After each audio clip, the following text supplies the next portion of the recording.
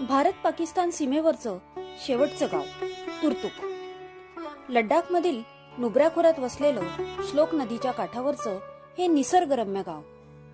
इथे राहतात बलती लोक, जे तिबेट व पाकिस्तानशी सांस्कृतिक दृष्ट्या जोडलेले आहेत. सुप्रसिद्ध आहे येथील ॲप्रिकॉट बागा, दगडी घरे आणि प्रेमळ माणसं. इथे ना इंटरनेट आहे ना ATM, पण आहे निसर्ग आणि खूप खूप शांतता.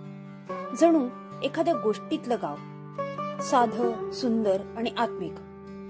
लडाखला गेलात तर तुम्ही नक्की बघा. आणि अशाच अद्भुत जागांसाठी मला फॉलो करा.